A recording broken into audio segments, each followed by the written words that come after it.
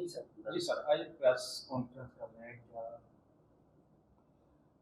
मेरे ख्याल आप सबको मालूम होगा कि भारत सरकार ने 7 शिष्टमंडल भेजे थे विदेशों में कि जो भारत ने ऑपरेशन सिंदूर किया है उसकी क्या कामयाबी रही, और उसके बाद जो पाकिस्तान ने भारत पर हमला किया और भारत ने उस पर जवाबी हमला किया, उस पे क्या हम जीत पाए और हमने ऐसा क्यों किया, इसके बारे में जो दुनिया के अलग अलग देशों को हम बता सकें। जिस शिष्टमंडल में मैं गया था, हम 5 मेंबर पार्लियामेंट का था वो, और उसमें हम लोग रशिया गए थे, हम लोग स्पेन गए थे, हम लोग स्लोवेनिया गए थे, हम लोग लातविया गए थे, और हम लोग ग्रीस गए थे। इन 5 देशों की हमने यात्रा की और कल हम सब वापस लौटे हैं। तो एक बात जो वहाँ लोगों के दिमाग में थी कि शायद हमने पाकिस्तान पे हमला पहले किया, तो हम ये बात स्पष्ट करने गए थे क्योंकि पाकिस्तान बहुत इस तरीके का दुष्प्रचार कर रहा था कि भारत ने हमला कर दिया, हमारा इंडस रिवर का पानी रोक लिया, हमारे लोग भूखे मर रहे हैं, खेती सफर कर रही है। तो इस तरीके का दुष्प्रचार पूरी दुनिया में उन्होंने किया हुआ था। तो उसको हम दूर करना चाहते थे कि जो दुष्प्रचार है वो प्रभावित ना हो, और हमने ऐसा क्यों किया उसके बारे में हम एक जागरूकता पैदा कर सके। सबसे पहले तो हमने क्यों किया, पहला ये प्रश्न आता है। क्योंकि हम सब लगातार देख रहे हैं कि जो पाकिस्तान है वो लगातार भारत में उग्रवाद फैलाता है। हम पंजाब के हैं, पंजाब में 40 साल पहले उन्होंने पूरा उग्रवाद फैलाया, वहां से उग्रवादियों को ट्रेनिंग दे दे के पंजाब में भेजा, और यहाँ तक कि बस से उतार उतार के उन्होंने हिंदुओं को मारा ताकि हिंदू और सिख कम्युनिटी में वैमनस्य पैदा हो सके और आपसी दुश्मनी पैदा हो सके, जो कि नहीं हुई बिल्कुल भी। उसी तर्ज पर उन्होंने 22 अप्रैल को पहलगाम कश्मीर में अपने पाकिस्तान से ट्रेन 4-5 उग्रवादी भेजे, और वहां जो यात्री आए हुए थे उनसे पूछ के आपका धर्म क्या है देख के, और उसमें हिंदुओं को अलग अलग करके एक एक को उन्होंने मारा, उनके परिवार के सामने मारा, उनके छोटे बच्चों के सामने मारा। उन्होंने किसी तरीके का कोई दर्द नहीं किया। अब भारत क्या करता, लेकिन भारत ने फिर भी संयम बरता, और 7 मई को उग्रवादियों के ठिकानों पर, जहां उग्रवादी छुपते हैं, जहां ट्रेनिंग लेते हैं, जहां रहते हैं, जहां लोगों को बहकाते हैं, उन उन 9 ठिकानों पर भारत ने हमला किया और उन ठिकानों को तहस नहस किया। लेकिन इससे पहले भी 15 दिन भारत ने इंतजार की, 15 दिन इंतजार की, पाकिस्तान को संदेशे भेजे, इंटरनेशनल कम्युनिटी के थ्रू संदेशे भेजे, और उन्होंने नहीं सुनी। उन्होंने कोई उग्रवादियों पे एक्शन नहीं लिया, कोई कार्रवाई नहीं की। तो फिर भारत को खुद ये कार्रवाई 7 मई को करनी पड़ी। और ये जो 7 मई को हमने 9 उग्रवादी ठिकानों को नष्ट किया, वो इतना सटीक तरीके से हमला किया कि एक कमरे में जहां उग्रवादी बैठे हैं उन्हीं को नुकसान हुआ, जो दूसरा कमरा था उसमें भी किसी को नुकसान नहीं हुआ। यदि उनके 3 जो बड़े शहर थे जिसमें उग्रवादी शहर के अंदर छुपे हुए थे, वहां भी हमने हमला किया, लेकिन वहां भी उग्रवादी के घर पे ही हमला हुआ, साथ वाले घर पे हमला नहीं हुआ, और हमारा काम पूरा हो गया। लेकिन शाम को, रात को पाकिस्तान ने भारत पे हमला करना शुरू कर दिया। फिर भारत ने भी जवाबी कार्रवाई की और उनके हवाई अड्डों पर और जगह निशाना साधा, लेकिन फिर भी ये ध्यान रखा गया कि वहां रहने वाले लोगों को, सिविल पॉपुलेशन को कोई नुकसान ना हो। फिर जब पाकिस्तान ने 10 मई को विनती की कि सीज फायर किया जाए, तो हमने उनकी विनती मान ली। क्यों मानी हमने? क्योंकि हमारा मकसद तो युद्ध था ही नहीं, हमारा मकसद तो सिर्फ उग्रवादियों को खत्म करना था, जो हमने कर दिए थे। 9 ठिकानों पर जो हम करना चाहते थे वो हमने कर दिए थे, और हम युद्ध नहीं चाहते। भारत एक शांति प्रिय देश है। भारत वासुदेव कुटुंबकम में विश्वास रखता है, मतलब पूरे दुनिया एक परिवार है और पूरे दुनिया का भला हो, पूरा दुनिया तरक्की करे। तो हमने उनकी उस विनती को मान के सीजफायर कर दिया। इस सारे प्रकरण में उन्होंने ये दुष्प्रचार किया कि हमने उनकी सिविल पॉपुलेशन को मारा, उन पे हमले किए, बिल्कुल गलत है। हमने तो मिलिट्री पॉपुलेशन पे भी नहीं हमला किया। और आज भी हम ये चाहते हैं जो पाकिस्तान ये उग्रवाद बंद करे, क्योंकि जो पाकिस्तान जो उग्रवाद है अकेला भारत के साथ ही नहीं करता, बाकी भी जगह करता। यदि हम ध्यान से देखें कि दुनिया में जो भी उग्रवाद के किस्से हुए हैं, चाहे यूएसए में 9/11 हुआ, चाहे यूके में लंदन में बम्बिंग हुई, चाहे फ्रांस में बम्बिंग हुई, चाहे अफगानिस्तान में तालिबान को इन्होंने शायद दी, या और जगह उन्होंने ऐसा गलत काम किया, तो हर जगह जो पाकिस्तान की जड़ें नजर आएंगी आपको उग्रवाद में। तो इसलिए ये भारत के लिए तो जरूरी है ही कि उग्रवाद खत्म हो, दुनिया के लिए भी जरूरी है कि दुनिया में उग्रवाद की जड़ें पाकिस्तान से शुरू होती हैं।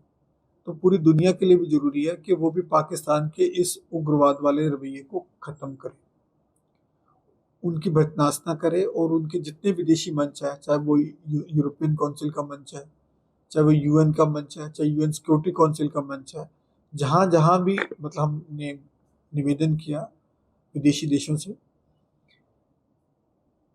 कि जहां जहां भी जो मंच है, आप भी उस मंच पर पाकिस्तान का विरोध करें, पाकिस्तान के उग्रवाद का विरोध करें, और कोशिश करें उन मंचों के थ्रू पाकिस्तान को समझाने की कि उग्रवाद को छोड़ दे और अपने देश की तरक्की पे लगे, अपनी देश की इकोनॉमी ठीक करे, उग्रवाद छोड़ दे। तो ये हमने सबसे निवेदन किया। सर कैसा रिस्पॉन्स मिला आपको? 5 देशों में गए, कैसा लोगों का साथ मिला आपको?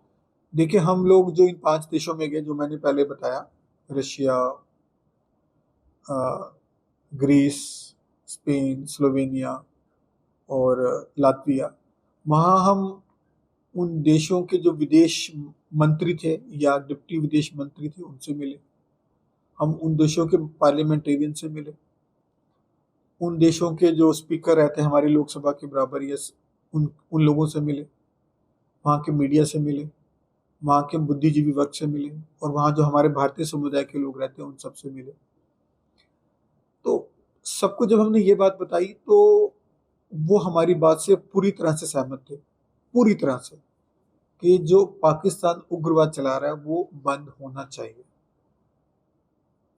और उन्होंने इस बात में भी हमें सहानुभूति जताई और पूरा आश्वासन दिया कि जो भी अंतर्राष्ट्रीय मंच है, चाहे वो यूएन सिक्योरिटी काउंसिल है, चाहे यूएन है, चाहे यूरोपियन यूनियन है, जो भी अंतर्राष्ट्रीय मंच है, उस पे वो पाकिस्तान के उग्रवादी रवैये का कड़ा विरोध करेंगे, और जहां जहां भी जरूरत पड़ी उनको भारत को इस पे सपोर्ट करने की, वो खुल के भारत की सपोर्ट करेंगे, मदद करेंगे। सर, ऑपरेशन सिंदूर के तहत ऑपरेशन सिंदूर चल रहा है और ऑपरेशन शील्ड भी शुरू कर दिया गया है, वगैरह भी करवाई गई हैं, लोगों को एक बार फिर से एडवाइजरी जारी की गई है सरकार की तरफ से। तो दूसरी तरफ पाकिस्तान में आतंकवादी संगठन और आईएसआई के जो अधिकारी थे उनकी भी मीटिंग हुई है, क्या लग रहा है कि एक बार फिर से जंग हो सकती है? देखिए, जो मैं समझता हूँ कि जंग तो नहीं होगी, क्योंकि पाकिस्तान को हमने ये दिखा दिया कि यदि आपने जंग की तो आपका क्या हर्ष होगा। एग्जाम्पल के तौर पे कि हमने पाकिस्तान की हवाई पट्टियों पर हमला किया और हवाई पट्टियों को दूर से ही अपने पराक्रम से सेना ने उनको ध्वस्त किया, लेकिन हमने उनके जान माल को ज्यादा नुकसान नहीं पहुंचाया, क्योंकि हमारी किए इतने निशाने पे किए, तो उनको ये समझ आ गया कि भारत में इतनी सामरिक शक्ति है और इतनी सटीक प्रहार करने की क्षमता है कि भारत से ही होते हुए उनके किसी भी ठिकाने को ध्वस्त कर सकता है। जहां वो परमाणु बम बनाते हैं, रिएक्टर हैं उनके, या उनका परमाणु बम की सूरत है, उसको भी हम ध्वस्त कर सकते हैं। तो ये बात उनको समझ आ गई, तो इसलिए पाकिस्तान ऐसा दुस्साहस नहीं करेगा। यदि होता तो 5वें दिन युद्ध विराम की विनती पर भारत से ना करता। ये बात तो समझ आ गई, लेकिन पाकिस्तान ये जो छुटपुट घटनाएं हैं ये हो सकता है करता रहे, उसका कारण है एक बहुत बड़ा, वो मैं थोड़ा सा आपको जरूर बताना चाहूँगा।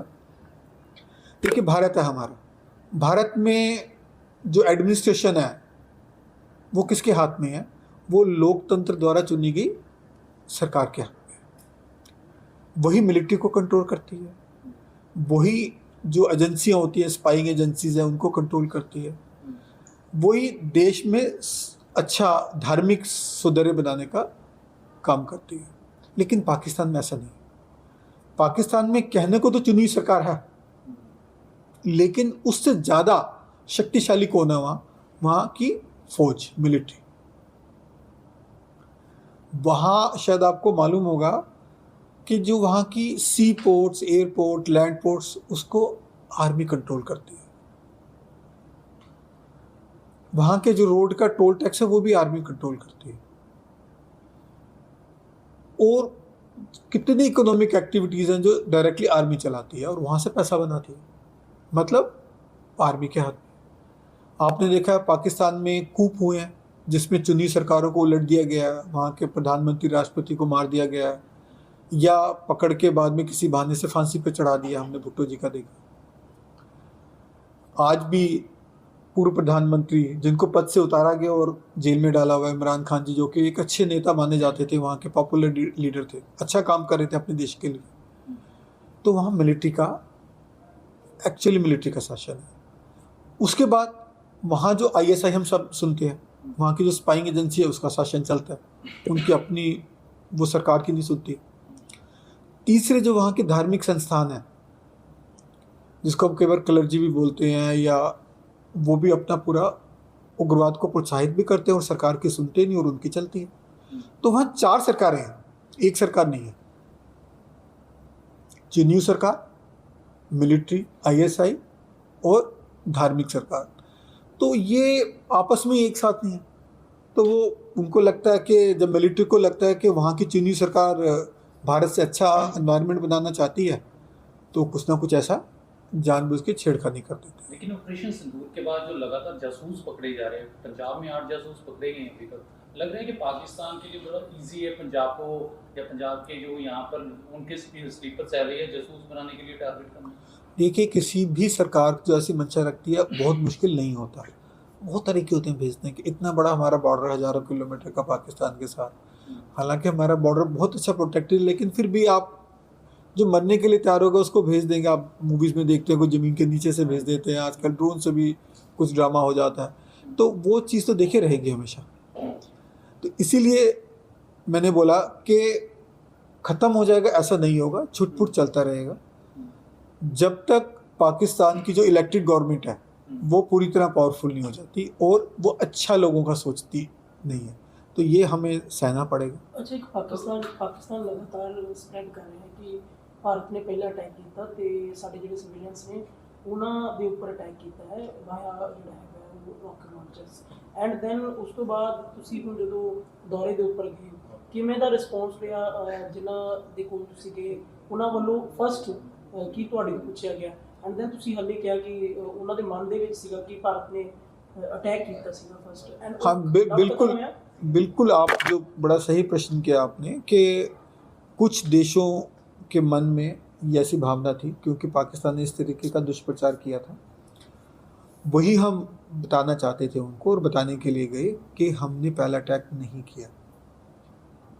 पाकिस्तान ने उग्रवादी भेज के हमारे 26 नागरिकों की निर्ममपूर्व हत्या की, पूछ के मारा किस धर्म के हो आप।